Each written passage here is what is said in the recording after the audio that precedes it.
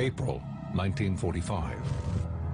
As Allied forces liberate Nazi concentration camps, the world gets its first glimpse of the horrors wrought by Adolf Hitler's regime. At Nuremberg, the Allies prosecute leading Nazi officials for these crimes against humanity. Some of the most dangerous war criminals are brought to justice, but not all.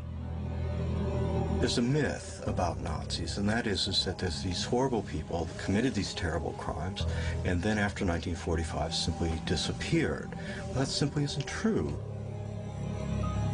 The truth is that thousands of former Nazis, some of whom committed atrocities, went to work for the United States government without the public's knowledge.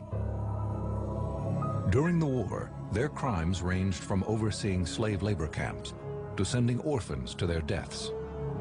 After the war, they were on the U.S. payroll, either as scientists in America or as intelligence agents in Europe.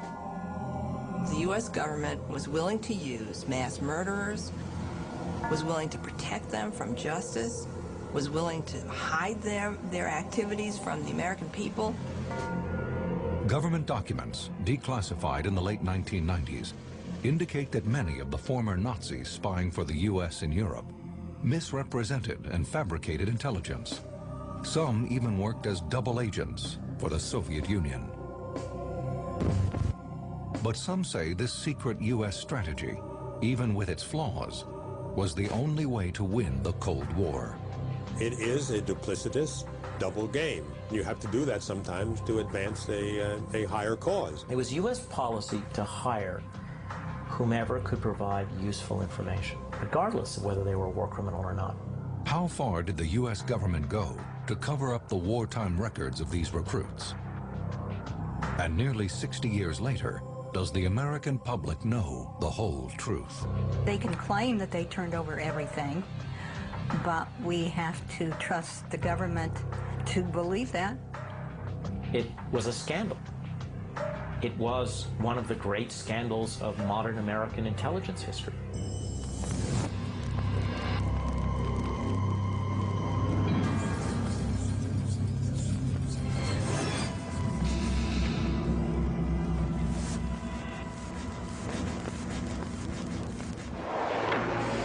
Germany, spring 1945.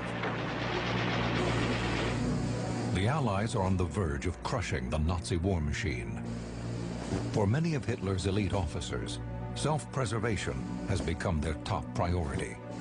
It was only in the last couple of months of the war that members of the SS started to approach Americans with offers of assistance. And it was clear they were doing it because the writing was on the wall, the war was over. Among those carefully considering their predicament, 43-year-old General Reinhard Gehlen. Reinhard Gehlen was a general staff officer. He was, by the end of the war, a major general in the German army. He was directly responsible for the German army's analytical group that studied the Soviet army. General Gehlen knows better than most that the end is near. With the Eastern Front collapsing, he has been giving the Fuhrer consistently grim news for months. As he foresaw the end, he began telling Hitler the truth about what the situation was in the East, and Hitler didn't want to hear it. On April 9th, 1945, Gehlen is dismissed from his post by Hitler. Later that month, he quietly assembles his closest advisors to execute his post-war strategy. He said, what we're going to do is we're going to get our files. We're going to get all of our most valuable files on the Soviet Union. We're going to make copies of them, and we're going to bury them in different places. Sie müssen alles kopieren. And he did this in order to have a bargaining chip that he could use with the Western Allies later. He accurately understood that an ideological showdown between East and West was evolving. And he positioned himself in such a way as to take advantage of that. With his Nazi intelligence files safely hidden in the Bavarian mountainside, Galen turns himself in to American authorities on May 22, 1945, 2 weeks after his country's surrender. He grandly announces to his captors that he can provide unique intelligence on the Soviets to the American government. But it isn't until he is interrogated by a young Army captain that officials realize the significance of their captive. A self-starter named Captain John Boker identifies Reinhard Galen in an interrogation center. He understood that the interests of the United States and the Soviet Union were not the same, and he felt that the time was absolutely right to use and to absorb whatever the Germans knew about the Soviets. For months, Boker has interrogated captured German officers. From them, he has learned what many in the upper echelons of the U.S. government already know. Despite his past promises, Soviet dictator Joseph Stalin's desire to spread communism throughout Europe is insatiable. So when General Galen emphasizes a gathering Soviet threat to the West, Captain Boker readily agrees. Galen was a master at playing on our fears about the Soviet Union.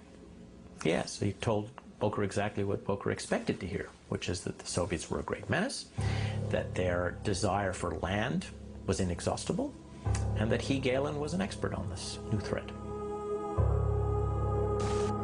Within months of his surrender, the information Galen buried in the Alps is retrieved.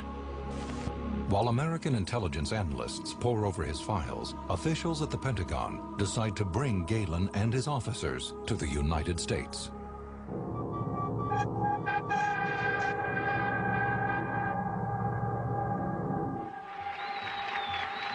August 14, 1945.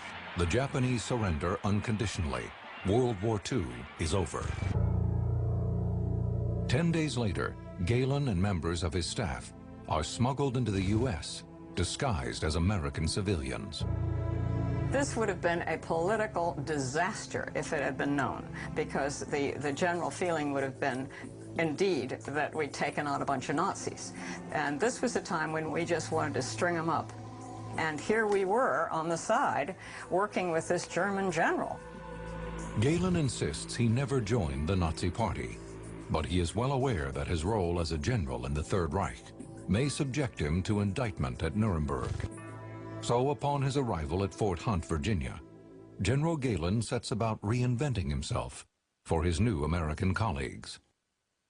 When he was at Fort Hunt, he was creating this legend about himself. As he really was, he was not really a Nazi. He was just someone who was a pure spy technician who, at this stage of the game, is an ardent anti-communist who happened to be a very skillful espionage expert who just wanted to work for the cause. According to author Christopher Simpson, however, Galen did more than gather intelligence.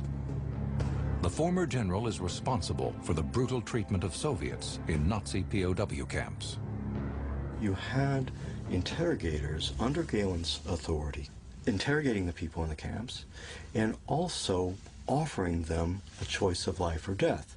In other words, if you cooperate with and give us the intelligence you need, we'll give you some food.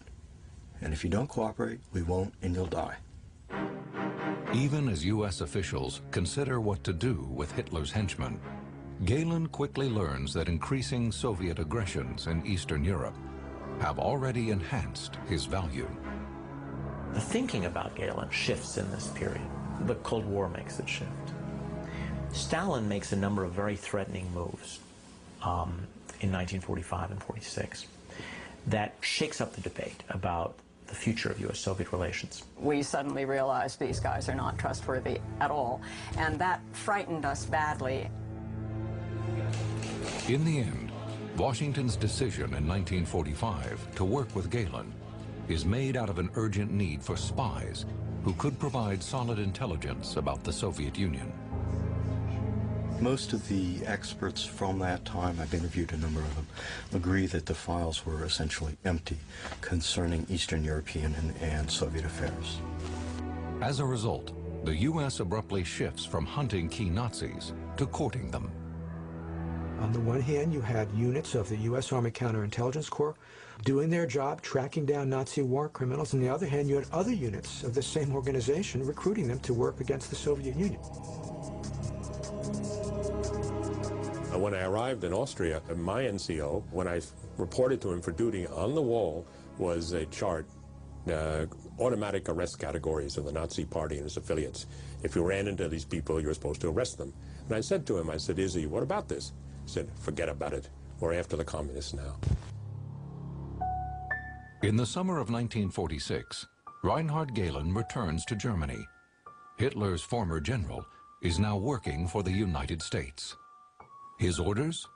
Recruit agents who can gather fresh information on the Soviets. Almost all of the operatives Gehlen recruits are former Nazis. Some are known war criminals, and all are now on the U.S. payroll. What Gehlen wanted to do was get as big, as fast as he could, because he knew that his survival depended on it. Gehlen is now the primary U.S. source of intelligence about the Soviet Union based in Germany. Can a former Nazi general be trusted?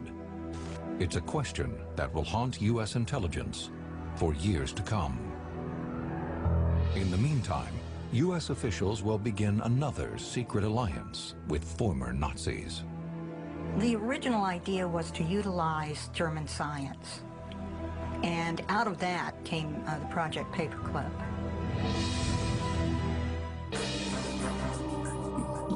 September 1946.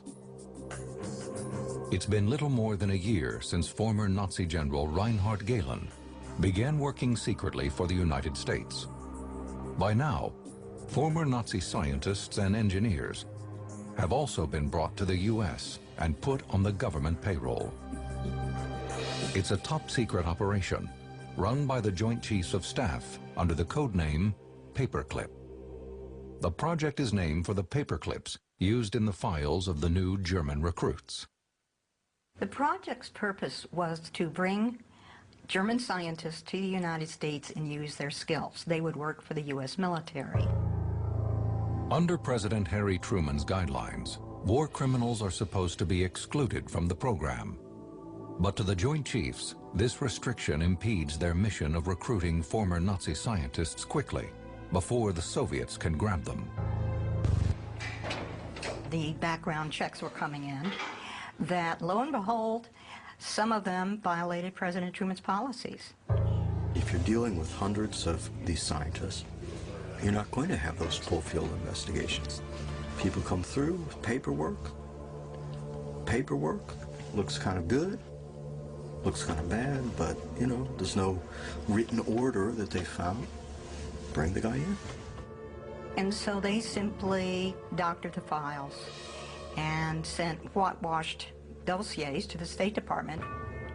One of these files is that of Arthur Rudolph. He will later become famous as the project director of the Saturn V rocket program, which will one day help put a man on the moon. During World War II, Arthur Rudolph was the operations director of the Mittelwerk factory in this cave underneath Konstein Mountain. He was responsible for overseeing the production of the V-2 missile. And to do that, he had the idea of using concentration camp inmates. Rudolph regularly exploited the labor of hundreds of prisoners from the Dora concentration camp who were put to work on his project. There was inadequate ventilation. In the winter, they froze. The dust from blasting permeated the atmosphere. Prisoners at the Mittelwerk perished in large numbers, both because of the inhumane conditions down there and as a result of physical abuse by civilian personnel and by the SS guards. All this happened on Rudolph's watch. He controlled the food, he controlled the conditions in the factory for these poor people, and was responsible for that. Experts estimate that 20,000 men died in the tunnels at Mittelwerk. Despite his war crimes, Rudolf is recruited by the US military. The official evaluation was that he was 100% Nazi, dangerous type, and it was suggested that he be interned. In fact, what happened was he was instead employed. By the end of 1946, unbeknownst to the public, the US government has two major programs staffed by former Nazis. Under Project Paperclip, former Nazi scientists are being sent to work at various US military bases. Next. At the same time, in Eastern Europe, former General Reinhard Gehlen's organization is collecting fresh intelligence on the Soviet Union. His organization now employs hundreds of agents, many of them former Nazis. It survives on about $500,000 a year in Pentagon funding. Gehlen operates with little oversight. The U.S. Army monitored this organization with two people. That's it. Like Project Paperclip, Gehlen's spy network has war criminals on its payroll. Well, what he promised not to do was to bring in war criminals. However, the cogs in the wheels of the Holocaust started to turn up in the Gehlen organization. The U.S. Army isn't eager to challenge its best source for Soviet intelligence on his hiring practices. The U.S. Army asked him, "Are you hiring war criminals?" And he said no. So it was a marriage of convenience. And a marriage, by the way, an arrangement that suited Gehlen perfectly. Among Gehlen's hires, no one is more notorious or reviled by Holocaust survivors than Klaus Barbie. He is a former captain in the Gestapo, who was also known as the Butcher of Lyon. Michel Thomas, a fighter in the French resistance, was well aware of Barbie's tactics during the war. In one instance, Thomas learned of Barbie's orders for a group of Jewish children in an orphanage near Lyon. And Barbie, of course, had raided the home, arrested and took all the children and their help. And they were all deported by Barbie to Auschwitz to death. Typical. Typical. When the war ends, Barbie reinvents himself as an expert on Soviet intelligence. After a brief stint in the Gehlen organization, he is recruited by the U.S. Army's Counterintelligence Division, known as the CIC. The Butcher of Lyon works in relative obscurity until the late 1940s, when French authorities called for his extradition from Germany. When this became enough of a political crisis or political issue in France, American CIC decided to smuggle Barbie out of Europe to get rid of him, to hide him. With the aid of American officials, Barbie is smuggled to Bolivia, where he lives comfortably for the next 30 years. These former Nazis would seem to be valuable intelligence assets in the Cold War. But documents declassified by the U.S. in the late 1990s cast doubt on the accuracy of the information reported by Gehlen and his spy network. They had to exaggerate the onerous nature of Stalin's regime in Russia. I mean, why not you just say the facts? Bad enough. But so what they did, they pumped up reports claiming that Stalin was mobilizing forces, Soviet military forces in Eastern Germany, that they were going to lurch across the boundary and attack Western Europe at any time. Why? Because if the Soviets weren't about to attack, then what do you need Gehlen for? American officials often failed to properly question Gehlen's intelligence. Well, there were a series of alarms that Gehlen raised in the fall of 1947 and in early 1948. Some of them were truthful, some of them were not. The truthful alarm was that there was quite a bit of tension in Czechoslovakia at that time. In 1948, Despite Stalin's promises to the contrary, the Soviets overthrow Czechoslovakia's elected government and install a communist regime. As Washington watches the coup with alarm, Galen adds even more fuel to the fire.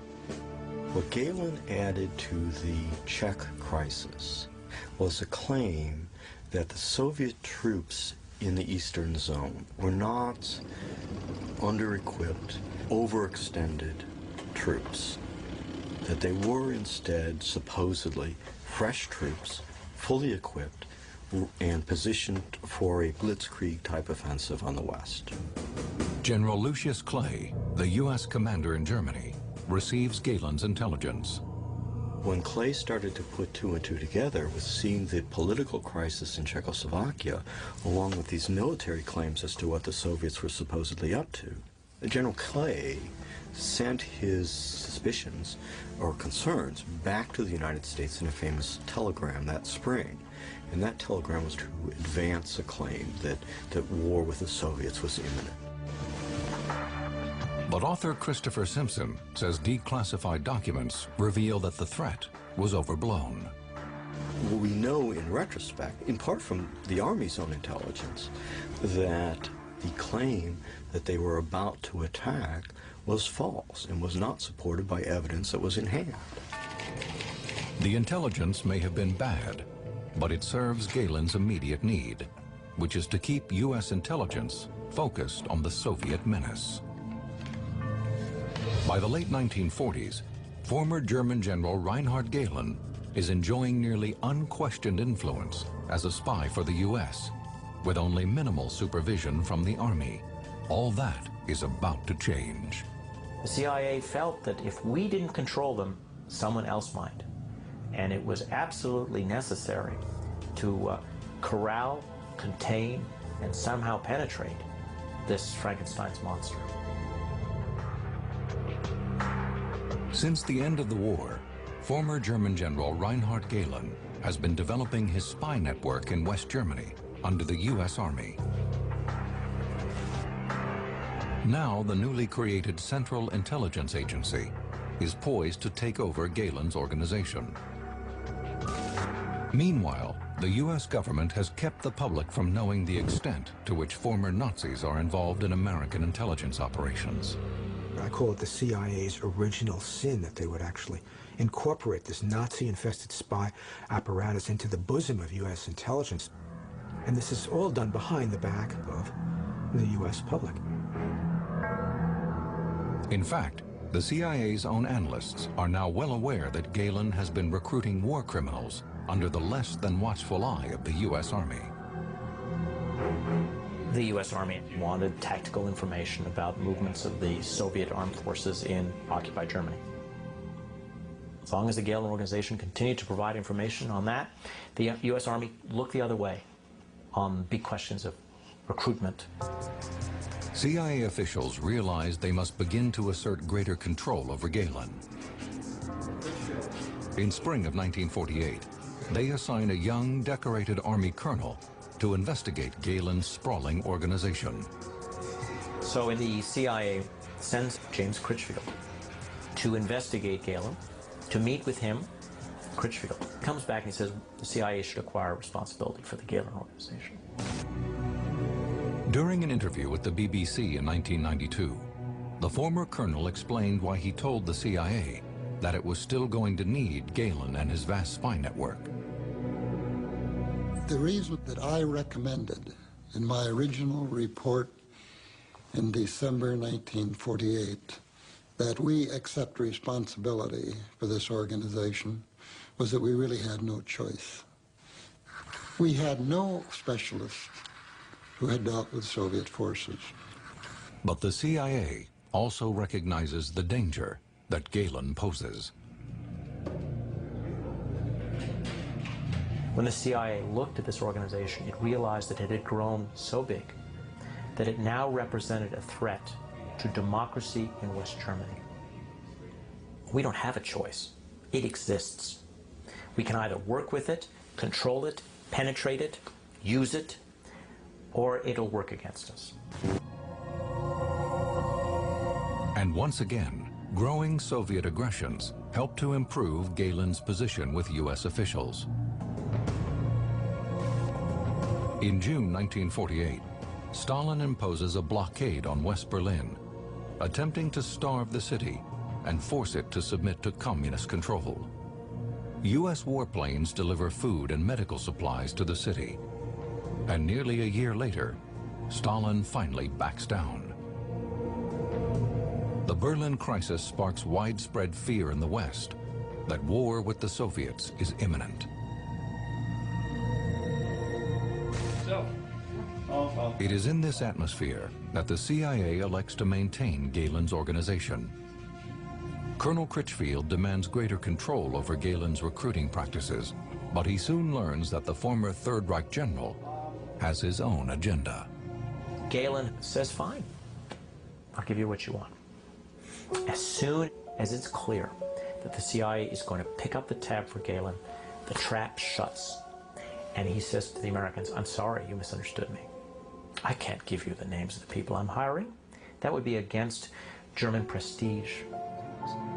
Galen also chides his American supervisors, reminding them of how little they know about running a European intelligence operation.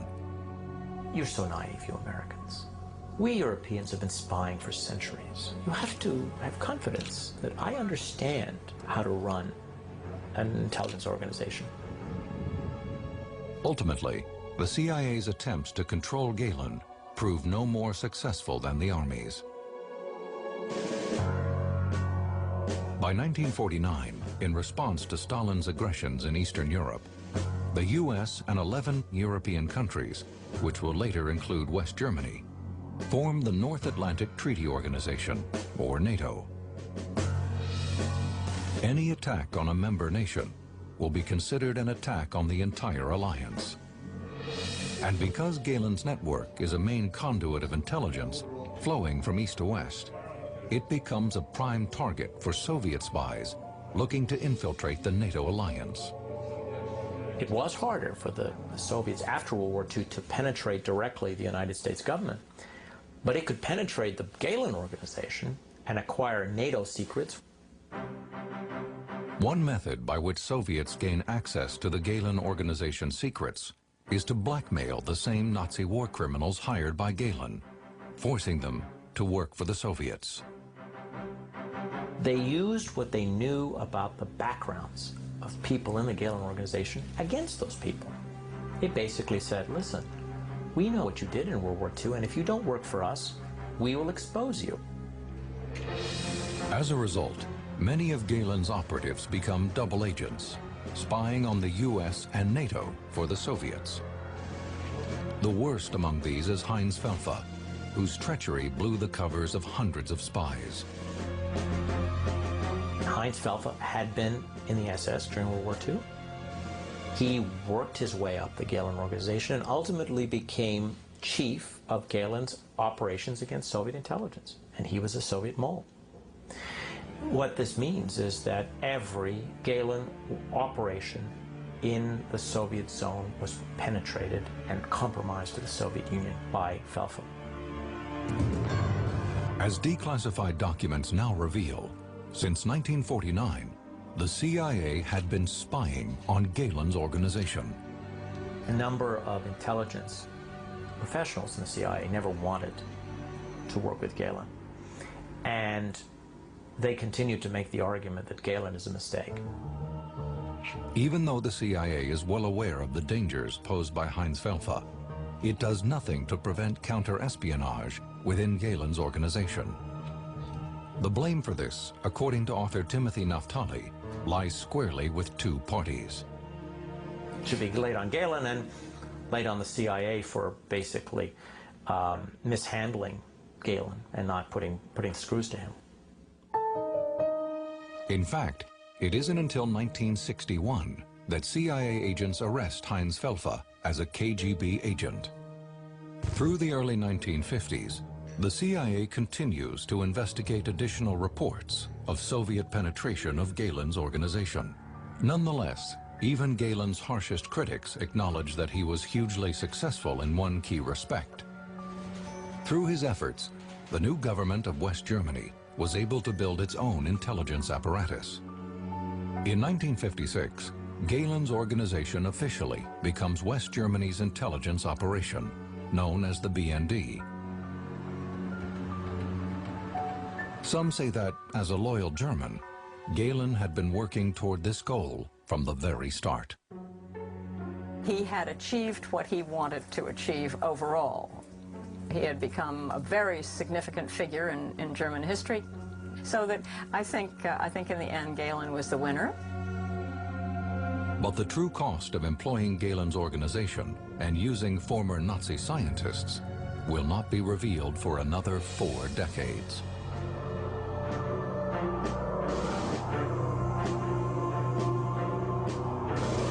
By the 1970s, some Americans are beginning to ask questions about the presence of ex-Nazis in their midst.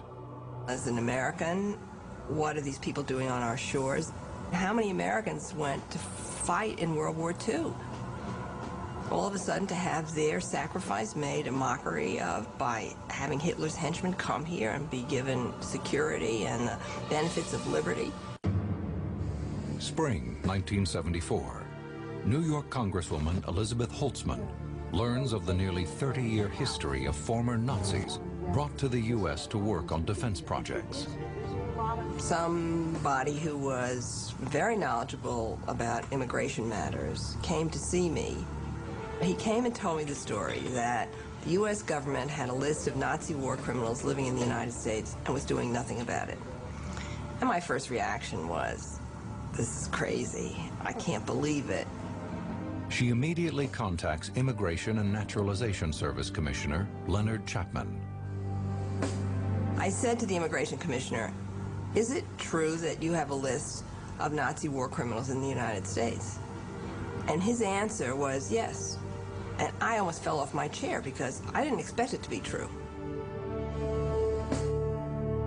Holtzman launches a campaign to change American immigration law.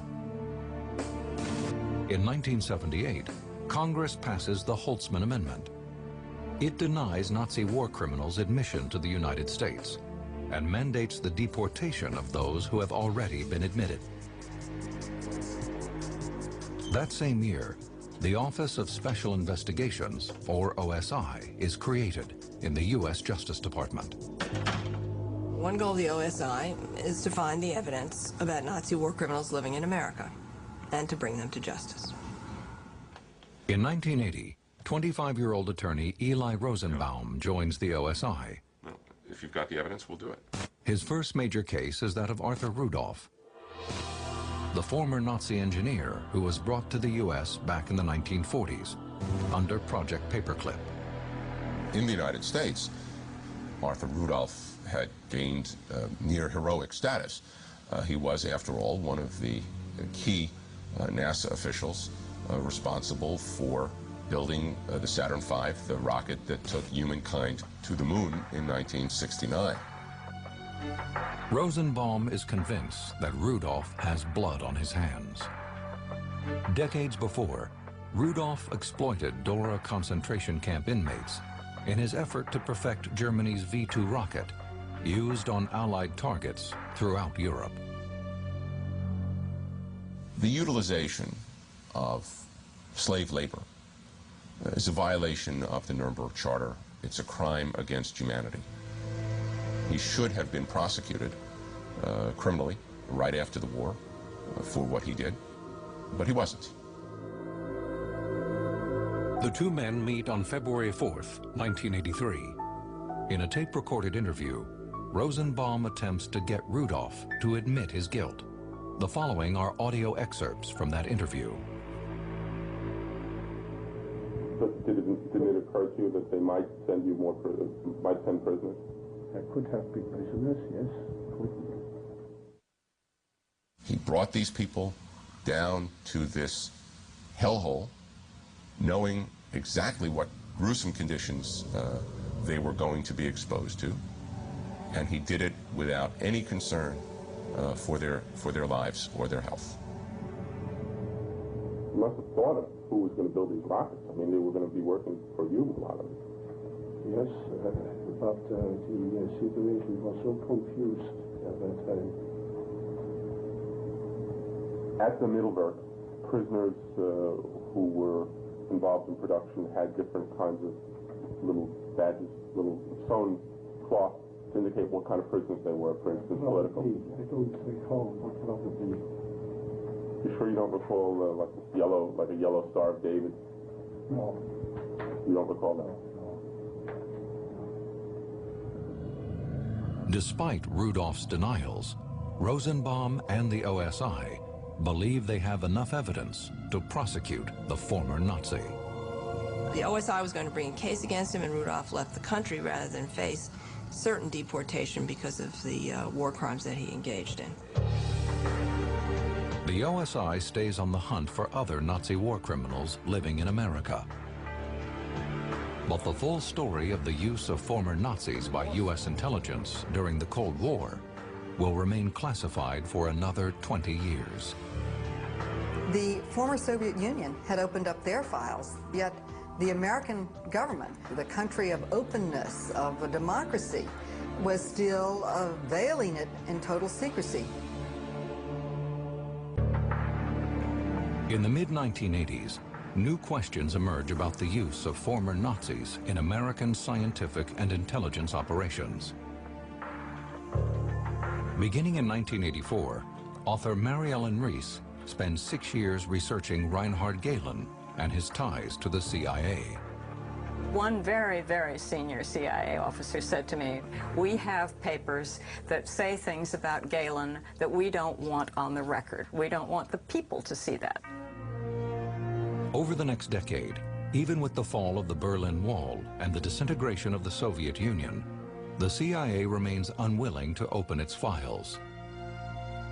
In 1998, Congress passes the Nazi War Crimes Disclosure Act, sponsored by New York Congresswoman Carolyn Maloney. The bill requires the CIA to reveal details about its relationship with former Third Reich officers, including Reinhard Gehlen. They insisted on having an item that said that anything that pertained to current national security could not be disclosed. But this was 50, 60 years after World War II. On October 8, 1998, the act is signed into law by President Bill Clinton. Over the next 6 years, 8 million documents from the CIA, U.S. Army, and other government organizations are made public, the largest declassification of U.S. intelligence records in history. Cold War expert Timothy Naftali reviews the documents concerning the Gehlen organization and is shocked by what he discovers. When the CIA finally analyzed his operations, they discovered that 90% of them were garbage. They were either fraudulent, they didn't exist, or the information that was being provided was worthless. Naftali and others believe this faulty intelligence was detrimental to the U.S. The United States paid a very serious price for relying on Gehlen for intelligence. Part of the price was protecting Nazi war criminals. Part of the price was not fulfilling our treaty obligation to prosecute war criminals, which we have a legal treaty obligation to do. 2/3 of the raw intelligence that filtered into NATO came through the Gehlen network. So they played a very important role during the Cold War, and I fear also a very negative role in terms of influencing U.S.-Soviet relations in a way that wasn't helpful to either country, but was ultimately helpful to Gehlen and his Nazis. Critics also question whether engineers like former Nazi Arthur Rudolph made a real contribution to American scientific progress. Arthur Rudolph was a competent administrator of large scientific enterprises. He was a CEO type, if you will. He had management skills. The claim that the United States needed Rudolph personally, I see no evidence that supports that. French resistance fighter and concentration camp survivor Michel Thomas was recruited in March of 1945 by U.S. Army intelligence. He was present with Allied troops at the liberation of the Dachau concentration camp on April 29, 1945. We never, and I say we never should have even considered or thought of it, thought of working with Nazis, with Gestapo. It was part of our mission to arrest them and to see if ever justice done. I don't know if there is any human justice to all the inhuman activities.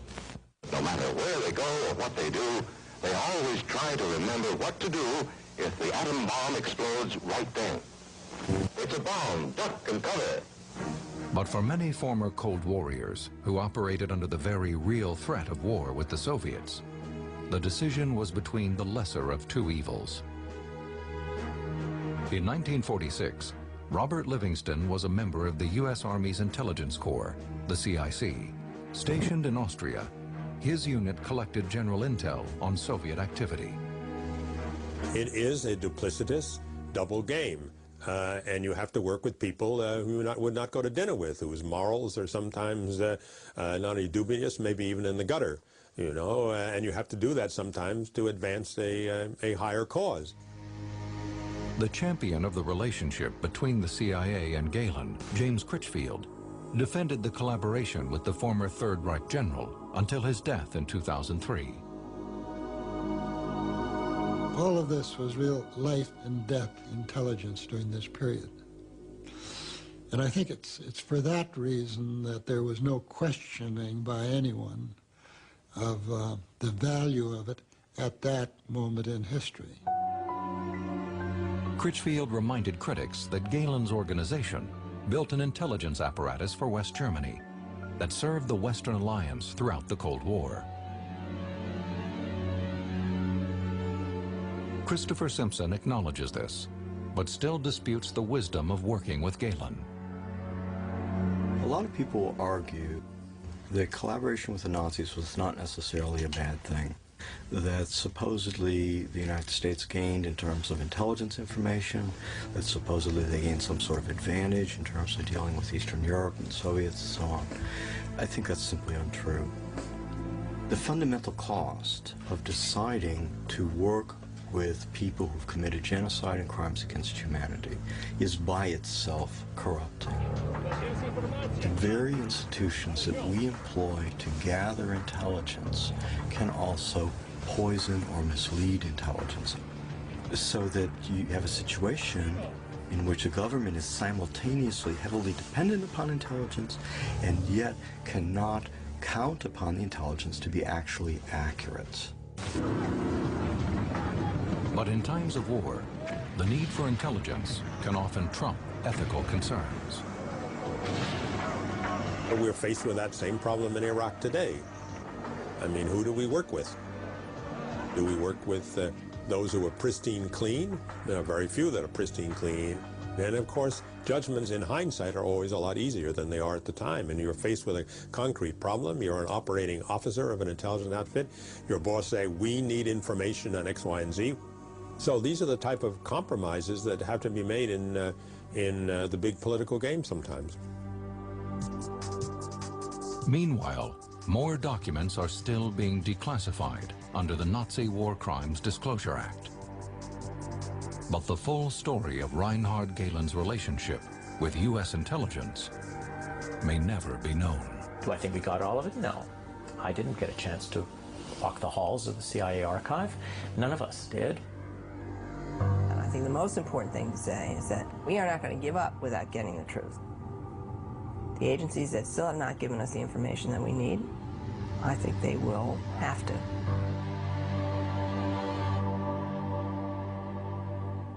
The preceding program presented theories about an historical event that is shrouded in mystery.